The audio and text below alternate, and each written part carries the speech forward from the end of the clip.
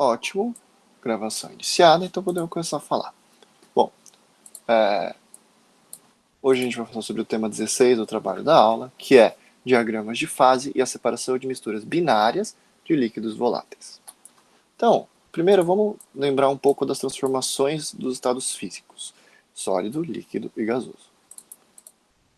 Se eu começo a fornecer calor para, por exemplo, uma pedrinha de gelo, então eu vou começar a derreter essa pedra de gelo e transformar em água. Então, deltinha para simbolizar calor, aquecimento, e isso é o processo que a gente chama de fusão. Se depois eu pego o meu líquido e forneço mais calor, eu vou formar um gás, processo que eu chamo esse de vaporização.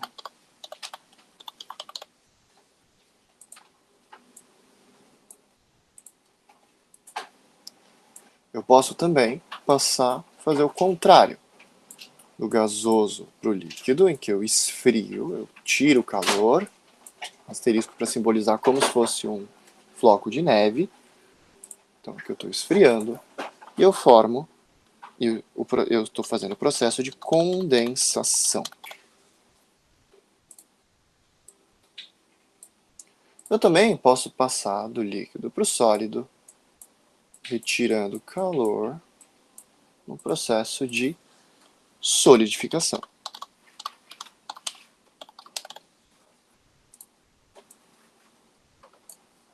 Também existe a passagem do sólido direto para o gás, que eu chamo de sublimação, como a gente olha no gelo seco, por exemplo.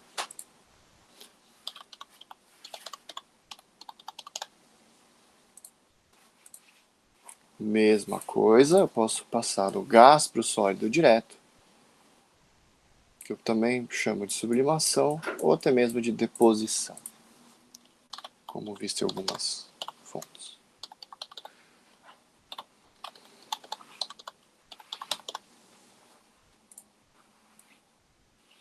Só que a gente tem que lembrar que não é só fornecendo calor, ou seja, mudando a temperatura da minha substância, que eu também mudo de estado. Por exemplo, o CO2, industrialmente para a produção de gelo seco, como o gelo seco é uma substância muito fria, é mais fácil transformar ele para o estado sólido usando, por exemplo, um pistãozinho aqui, em que eu exerço força sobre esse pistão, realizando trabalho sobre o gás, e aí então eu aproximo as moléculas de gás umas das outras, e isso faz com que elas interajam melhor, e eu gero aqui no fundo o gelo seco depois. Portanto, não é só mudando temperatura, eu também preciso mudar a minha pressão. Posso também mudar para mudar de estado. Beleza, agora que a gente lembrou dessa revisãozinha, podemos falar sobre um dos temas das aulas, que é o da aula, que é diagramas de fase para substâncias puras. Então, só a substância sozinha. Bom, se eu pegar, por exemplo, o diagrama do CO2, aproveitar que a gente está falando dele do gelo seco, dá para ver um diagrama mais ou menos como este daqui.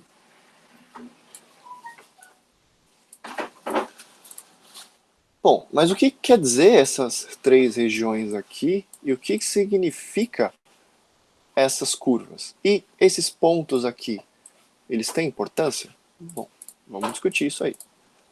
Se, por exemplo, eu pegar e marcar aqui um ATM, então tem pressão ambiente no nível do mar, eu consigo ver que para algumas temperaturas, como temperatura ambiente também de 25 graus Celsius, eu vou estar nesse ponto daqui. Bom, a gente sabe que em condições ambientes, o CO2 se encontra gasoso. Logo, essa região aqui, em que eu tenho pressões baixas e temperaturas relativamente altas, eu vou ter o CO2 gasoso. Já se eu faço o contrário, eu aumento a minha pressão e abaixo a minha temperatura, então eu venho daqui para cá e daqui para lá, eu vou estar transformando ele em gelo seco, como a gente falou. Então eu vou ter meu sólido. E aí, para valores mais intermediários, de pressão alta e temperatura alta, vou ter meu CO2 líquido. Essas são as 3 regiões do meu diagrama de fase. As curvas indicam a coexistência dos estados. Então, por exemplo, essa curva aqui vai indicar quando eu passo do sólido para o gás, é como se eu estivesse indo daqui, dessa região da esquerda, para a região da direita, de baixo, né? Essa curva daqui é quando eu passo do sólido para o líquido, também estou indo da esquerda para a direita, mas mais para cima. E essa curva daqui é quando eu estou descendo mais ou menos assim, em que eu vou do líquido para o gás. Então, recapitulando. Nessa curva daqui de baixo eu tenho sólido e gás. Nessa daqui, nessa quase que é uma reta, eu tenho sólido e líquido. E nesse daqui eu tenho líquido e gás. Perfeito. Só que, e os pontos? A gente falou das curvas e falamos das regiões. E esses pontinhos? Bom, esse ponto aqui vai ser o ponto onde eu tenho os três estados juntos, uma coexistência dos três, uma triplicidade de estados. Por isso que eu chamo este ponto de ponto triplo. Um ponto em que eu tenho sólido, líquido e gás todos juntos. E também tem outro ponto importante. Esse aqui, para quando eu tenho temperaturas altas e pressões altas. Esse ponto gera uma região aqui na frente, que eu chamo de região supercrítica, que tem a ver com essa foto aqui de baixo. Esse ponto é chamado de ponto crítico.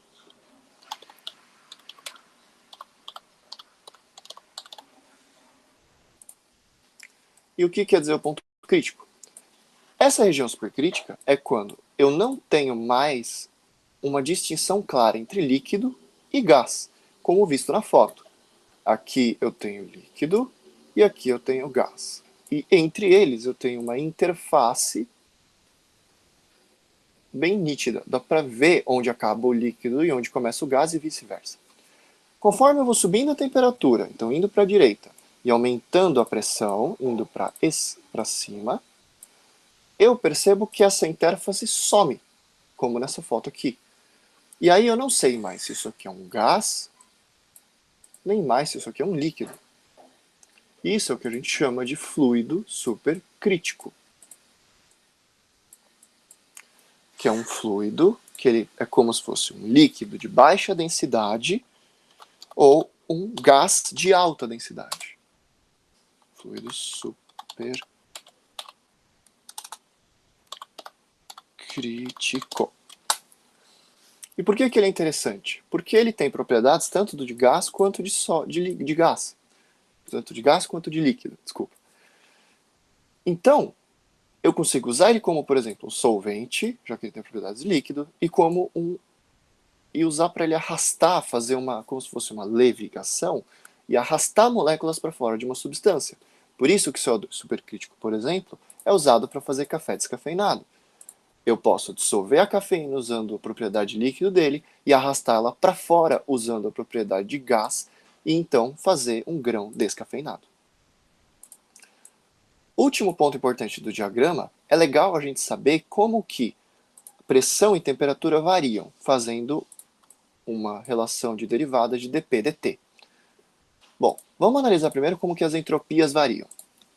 Líquido para gás, você tem um grau de espalhamento relativamente bom no líquido e um grau de espalhamento melhor no gás, que eu posso dispersar minha energia melhor. Então, a entropia ela não vai aumentar tanto assim. Já para o sólido indo para o gás, esse aumento é majoritário. Porque o sólido é muito empacotado em comparação com o gás, o que faz com que essa transição distribua a energia muito melhor pelos meus átomos, pelas minhas moléculas, do que eu tinha antes. E do sólido para o líquido, eu também tenho um aumento de entropia razoável, não é tão grande. A variação de volume. Bom, de sólido para gás ou de líquido para gás, com certeza eu tenho uma variação grande de volume. Ainda mais quando eu falo de sólido para gás, muito grande. Mas do sólido para o líquido, às vezes não há uma dilatação muito grande do líquido em comparação com o sólido. Então eu posso falar que essa variação ela é positiva, mas ela pode também ser nula, em que não há variação do volume do líquido em comparação com o sólido. E agora o que a gente estava querendo saber, o dp/dt. Bom, se a gente olha a inclinação de algumas retas tangentes que passam por cada pedaço do diagrama, então, por exemplo, essa reta, essa reta e essa reta, a gente nota que, sem dúvidas, a reta mais inclinada positivamente é a do sólido para o líquido. Então, essa variação aqui é a maior de todas. Uma coisa legal de falar também é que, quando eu tenho a variação de sólido para líquido e ela é positiva, isso indica que a densidade da minha substância aumenta. Vou representar a densidade por ρ, então essa densidade aumenta. Por isso que o gelo seco afunda no CO2 líquido. Já, agora vamos olhar as outras. Do sólido para o gasoso, que é esse do meio aqui, eu também tenho um crescimento grande, que é maior do que esse daqui, que é quase uma reta horizontal indo do líquido para o gás. Então aqui eu tenho um valor maior e aqui eu tenho um valor menor de variação. E sobre isso da densidade, é legal a gente fazer um contraponto, porque existem substâncias em que a densidade acaba diminuindo. Essa curva vai estar para o outro lado, como no da água. O diagrama da água ele é mais ou menos assim.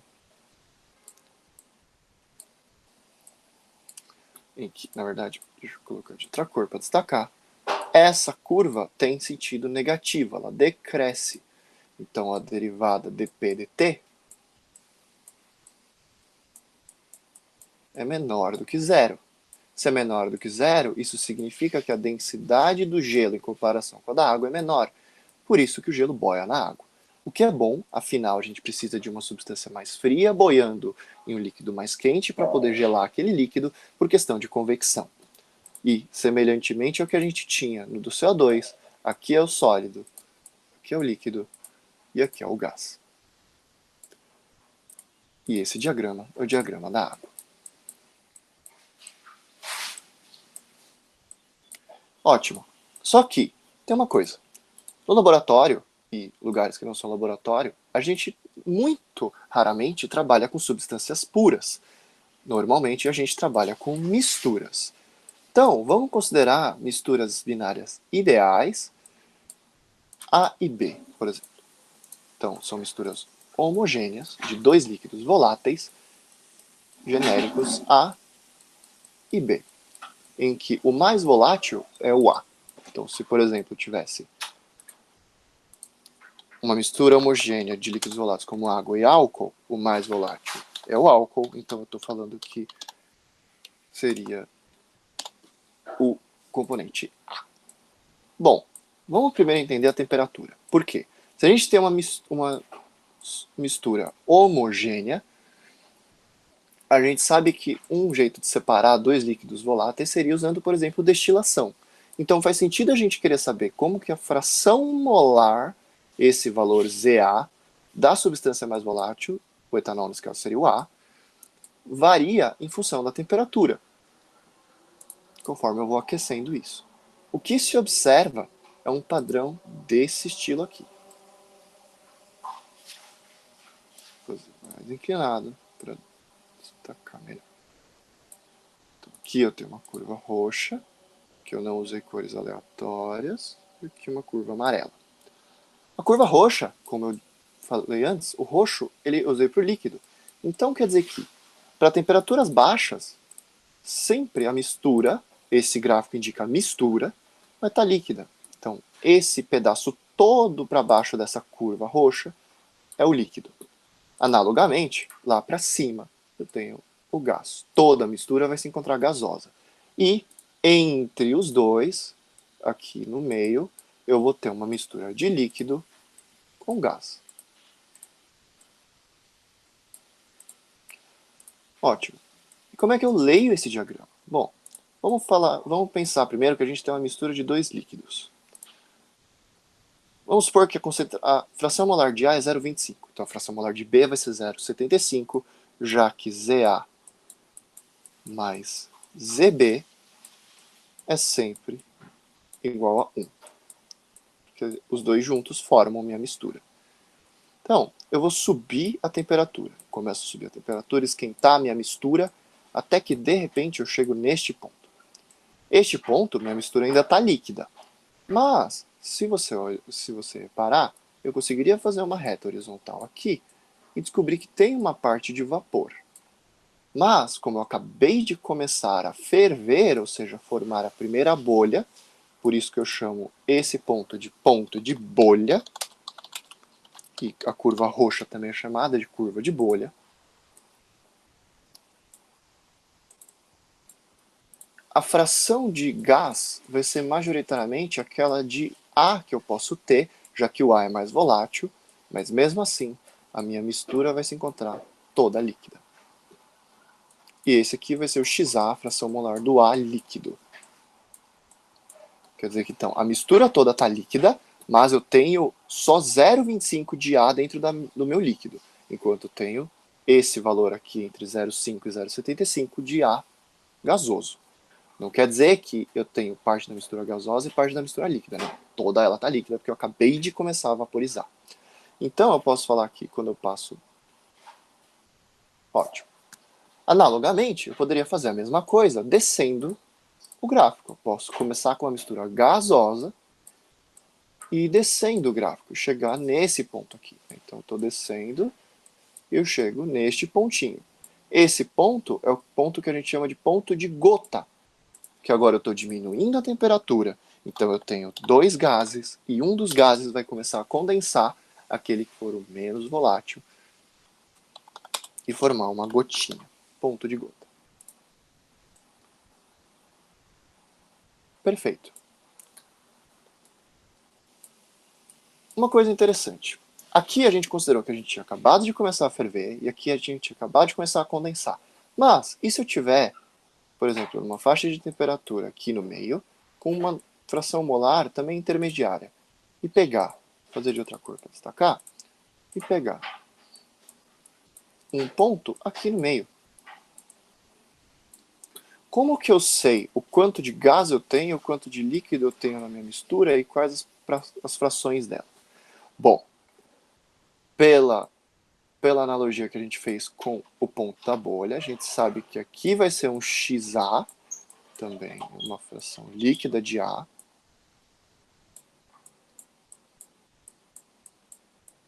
E esse vai ser um YA, uma fração gasosa de A. Então, o quanto eu tenho de A no líquido e o quanto eu tenho de A no gás.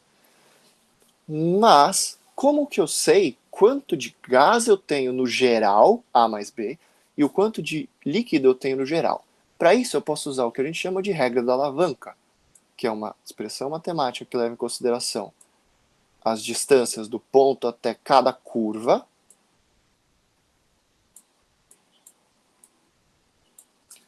e quanto mais perto dela, maior a fração de líquido. Então, por exemplo, quando eu estava aqui, nesse 0,25 no pontilhado azul, aqui era tudo líquido e tinha um pouco de gás de A. Se eu vou subindo, ele vai ainda estar mais perto do A, da curva roxa, do que da curva amarela. Então eu tenho mais líquido do que gás. Conforme eu vou subindo, essa propriedade vai se trocando. Então eu estou indo quase para uma mistura toda gasosa, para uma mistura toda e menos líquida. Então, eu posso dizer que a regra da alavanca diz que a quantidade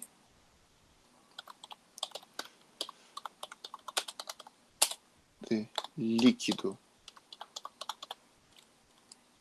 ela é igual, líquido de mistura, certo? Ela é igual ao inverso da distância até a curva roxa, então esse Dzinho que eu falei, e a quantidade de gás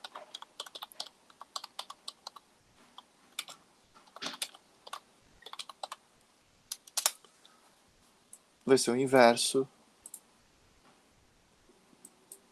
do Dzão. Obviamente a regra da alavanca é um pouco mais detalhada do que isso, mas por questões de tempo também eu não vou entrar em tanto detalhe. O mais importante é entender como que o diagrama funciona. Ótimo. Não só isso, é importante também a gente saber quantas etapas a gente precisa para realizar uma destilação. Porque vamos imaginar o seguinte: Se a gente tem uma coluna de destilação, é normal da gente colocar pratinhos nessa destilação. Por quê? Eu tenho aqui uma mistura, então eu tenho aqui uma mistura A e B, toda líquida. Eu começo a fornecer calor.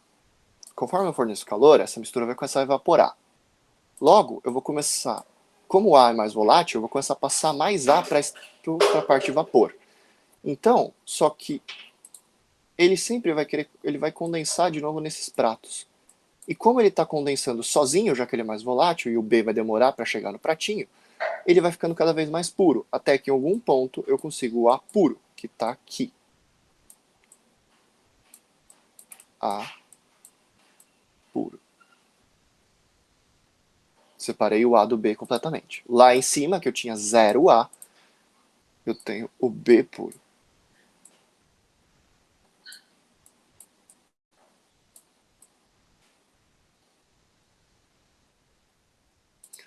Como que eu faço isso? Então, vamos, por exemplo, imaginar. Eu estou aqui em 0,25. Então, eu vou daqui para cá. Então, eu esquentei minha mistura. Comecei a ferver ela. Comecei a vaporizar ela. Ela gerou uma fração de gás. Essa fração de gás vai liquefazer de novo. Então, aqui, deu esse processo todo, dá um prato. Ela estava gasosa e voltou a ficar líquida.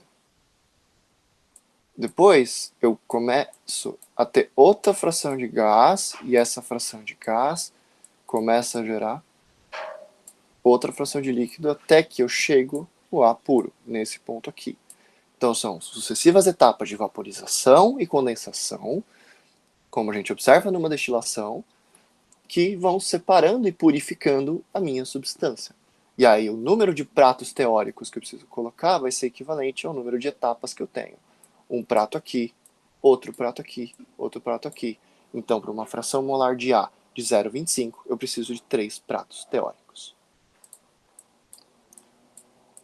Analogamente, a gente viu que a gente pode usar pressão para mudar de estado. Então, nada impede de usar pressão para também mudar o estado, para purificar a minha substância. Na pressão, eu observo uma coisa invertida dessa daqui, da temperatura.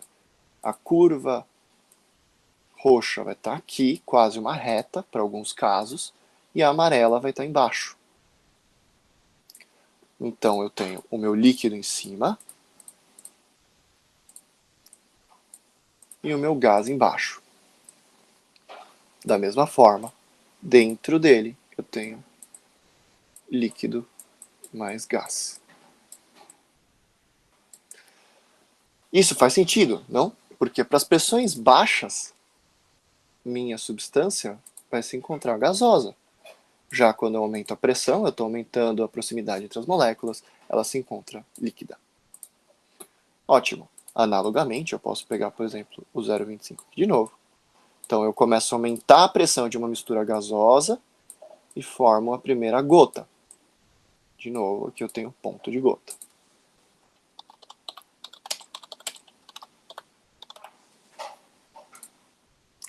Só que eu também posso começar com uma mistura líquida e aliviar a pressão sobre ela. Então, eu posso encontrar aqui o ponto de bolha.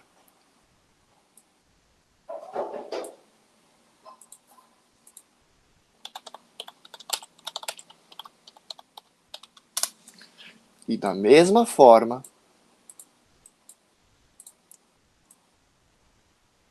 eu vou, então, por exemplo, se eu tenho uma mistura gasosa, eu vou condensando ela em líquido, depois eu vou fazendo sucessivas etapas de vaporização, passo de novo para gás, chego nesse ponto, subo de novo, passo para líquido, condensando, vaporizo de novo, subo de novo para líquido, vaporizo e chego praticamente aqui em A puro.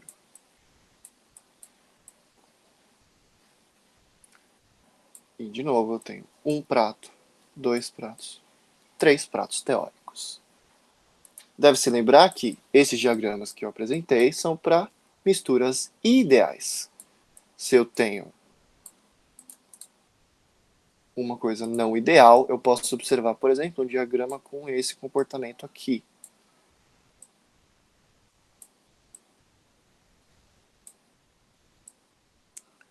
Que algumas pessoas gostam de chamar de diagrama do Pikachu, porque aparentemente isso aqui parece um Pikachuzinho.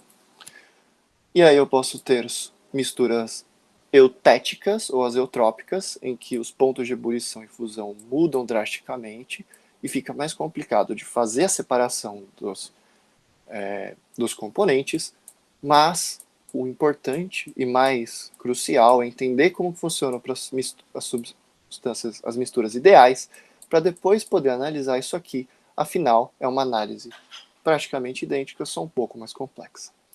Isso é o que eu tinha para falar por hoje. Espero que tenham gostado e falou!